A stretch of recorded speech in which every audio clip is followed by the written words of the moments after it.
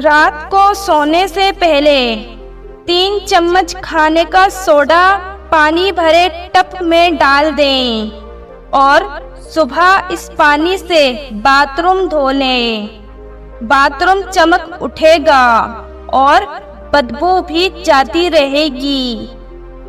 1 चम्मच खाने का सोडा, नमक और सुहागा लेकर किसी बोतल में रख लें। रोजाना इससे दांत साफ करें। इससे दांतों की पिलाहट खत्म हो जाएगी।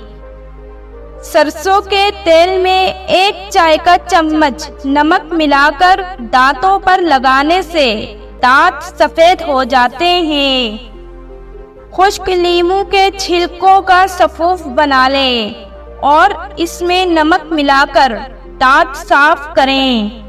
इससे दांतों का मेल चला जाएगा। आपके पर्स या कपड़ों की कोई जिप अगर फंस जाए तो इस पर थोड़ा सा मोम रगड़ दें।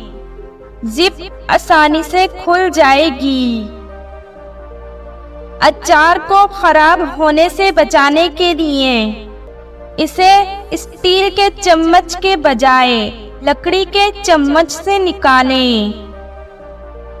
घर के दरवाजों, खिड़कियों के शीशे और आईने चमकाने के लिए कपड़ों में लगाने वाला नील पानी में घोलकर शीशों पर मलें।